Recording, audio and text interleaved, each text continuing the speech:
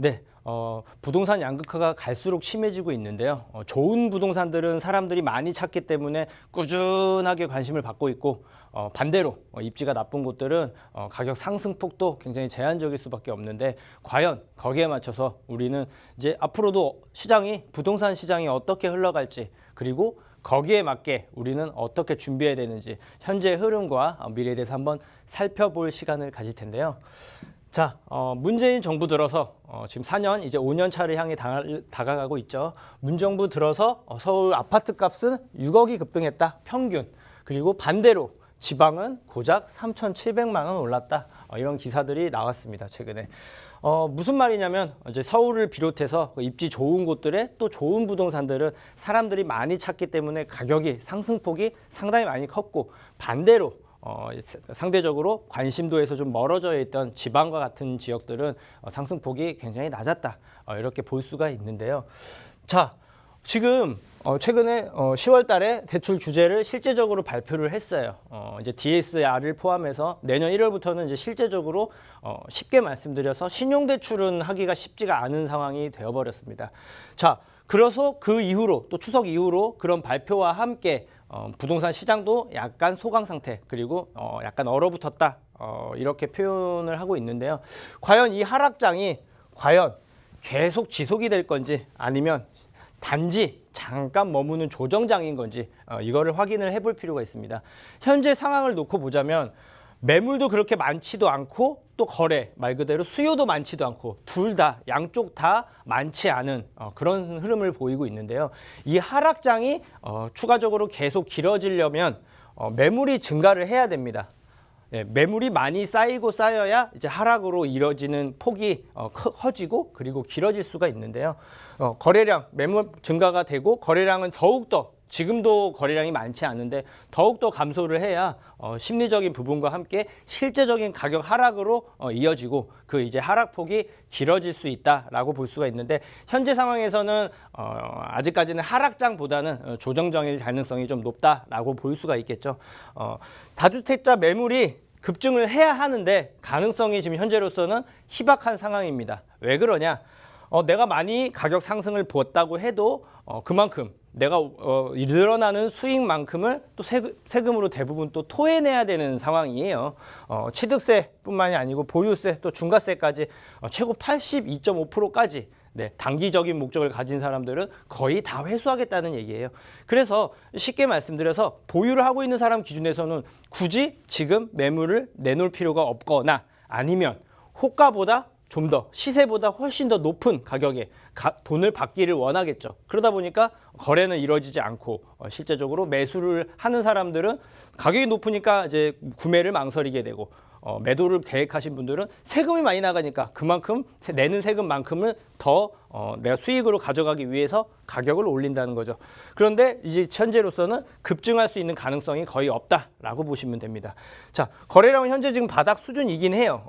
보통 한 10월 기준으로 약 3,000건 정도인데, 이게 한 1,000건 내외 정도까지 떨어져야 이제 그 하락폭이 좀 길어질 가능성이 좀 있다라고 평가를 하는데, 현재로서는 조금 조정하고 심리적으로 약간 압박을 받는 경우이기 때문에 길어지게 이제 하락을 하진 않겠다라고 살펴볼 필요가 있습니다. 자, 대책 이후에 이제 부동산, 그러면 가격의 흐름이 이제 어떻게 흘러갈까를 살펴봐야 되는데, 제가 예전부터 이제 이런 흐름, 부동산 흐름에 대해서 이제 지표로 한번 이제 나타나서 보여드린 적이 항상 있었는데, 부동산 상승장에는요, 가격이 계속 꾸준하게 오르다가 계속 오르니까 이제 정부에서 규제를 해요.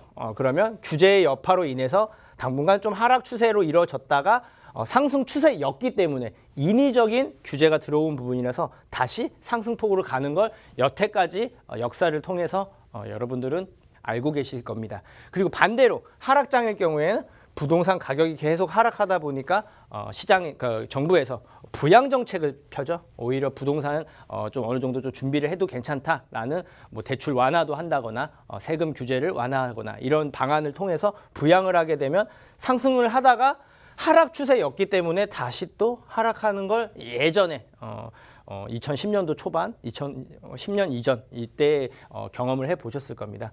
상승장에서 이제 규제 효과가 평균적으로 계산을 해봤더니 문정부 시대에 보니까 3, 4개월이 넘어가지 않더라라고 이제 판단을 내리고 있어요.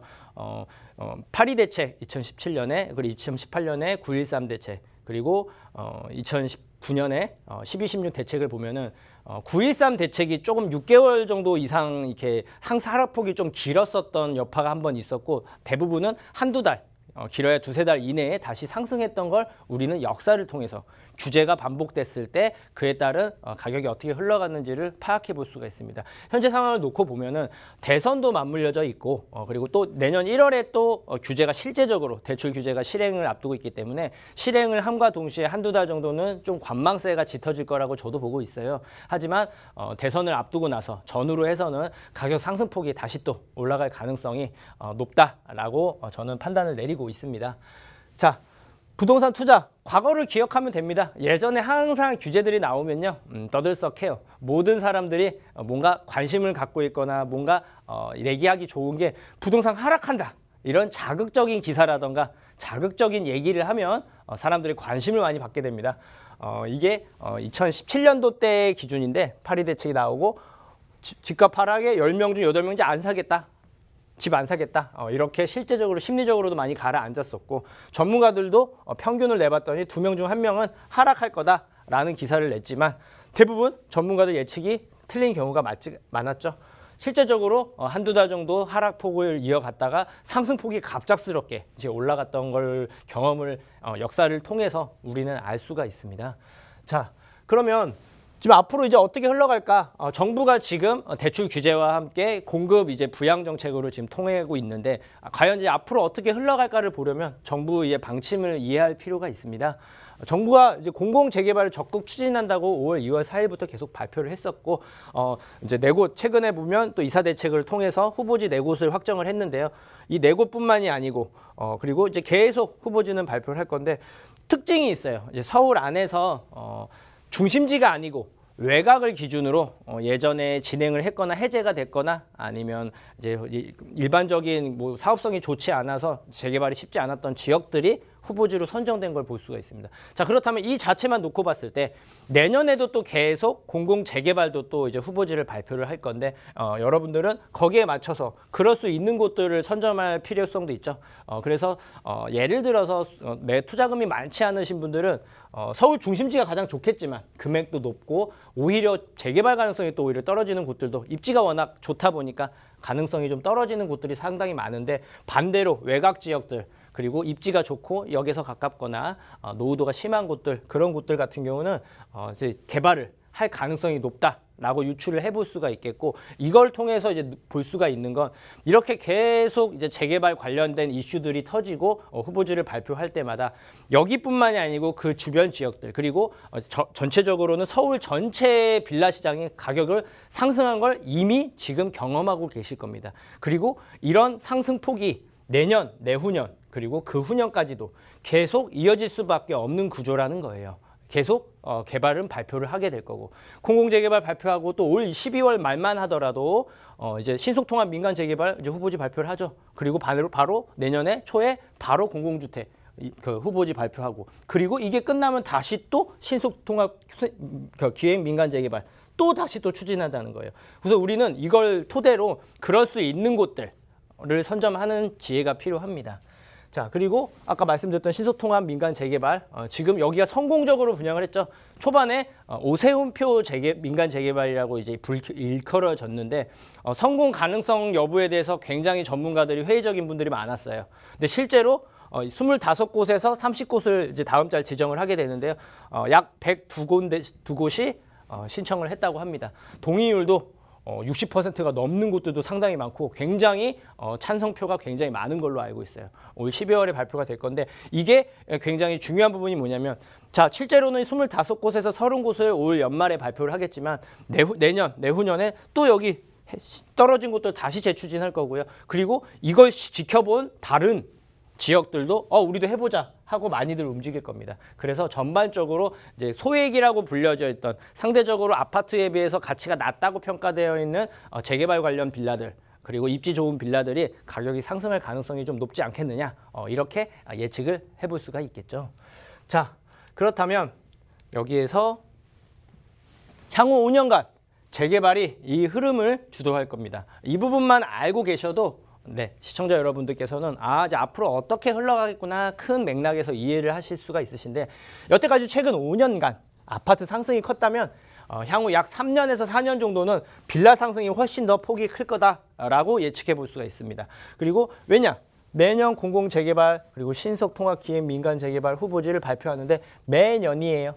매번 발표를 하고 그에 따른 기대감과 함께 실제로 하나씩 이루어지게 되고 그에 따른 가격 상승폭을 보면서 다른 곳들도 기대감에 올라갈 가능성이 높겠죠. 그리고 개발 규제는 계속 완화될 겁니다. 왜냐하면 서울 자체에 대한 공급을 늘리는 걸로 이제 기조를 바꿨기 때문에 실제적으로 계속 뭔가 깨끗하고 더 좋고 그리고 더 층수도 높아서 그 임대와 함께 일반 분양 물량들이 많이 늘어나게끔 계속 정부가 추진할 겁니다. 계속 늘어날 거라는 건 반대로 낙후됐거나 개발이 필요한 곳들이 개발할 가능성이 높다라는 표현이기도 하죠. 현재로서는 동의서 걷는 지역의 투자는 좀 신중하게 하셨으면 좋겠습니다. 왜냐하면 확정된 내용도 아니고 그리고 가격도 굉장히 많이 높아져 있을 거예요. 그리고 무엇보다 현금 청산하고 맞물려 있어서 이 부분은 확인이 필요하기 때문에 이미 진행돼서 얘기가 나오고 있는 곳은 좀 늦었지 않았나라고 말씀을 드리고 아파트 투자는 신중하게 좀 보셨으면 좋겠습니다. 이제 올라도 좀 많이 오른 것도 있고 상승폭이 좀 제한적이고 투자 규제, 대출 규제를 막다 보니까 젊은 사람들이 이제 아파트를 이제 많이 주도를 하고 있는데 그분들 같은 경우는 대출을 풀로 받고 모자란 부분은 신용대출로 받아서 준비를 했던 사람들인데 그 부분이 이제 막히기 때문에 아무래도 양양을 안 받을 수는 없습니다. 그래서 내년 초까지는 좀 쉽지가 않은 부분이기 때문에 아파트 투자는 좀 더 신중하게 옥석 가리기를 통해서 진행을 하시기를 추천을 드립니다. 자, 투자자들 여러분들이 가지고 계시는 이 정도 마인드는 가지고 계셨으면 좋겠다라고 말씀을 드리는데 투자는 내 재산을 지키고 불려가는 재테크 수단 중에 하나입니다. 그리고 여타의 다른 재테크가 아닌 눈에 보이는 재테크예요. 내가 뭔가를 하나 선점하는 거기 때문에 좀 안전하다라고 말씀을 드리고 변화가 생기는 곳은 반드시 오릅니다. 변화가 실제적으로 많이 바뀌어야 이익도 많이 크다라는 걸 꼭 염두를 해주셨으면 좋겠고요. 반드시 역세권에 투자를 해야 된다. 내가 방법을 잘 모르시는 경우는 꼭 역에서 가까운 곳들을 최우선으로 보시는 걸 추천드립니다. 단 한강변이라던가 복합 업무시설 또는 환승센터들 같이 특별한 케이스, 뭔가 새롭게 크게 바뀌거나 바뀌지 않는 희소 가치가 있는 곳들, 이런 곳들은 예외입니다. 오히려 역세권보다 더 가치가 클 수밖에 없는 게 역세권보다 더 물량이 작기 때문입니다. 그래서 이런 곳을 꼭 눈여겨보시고 향후 재개발 투자는 소액으로 접근을 해야 가격 상승폭을 더 많이 볼 수가 있습니다.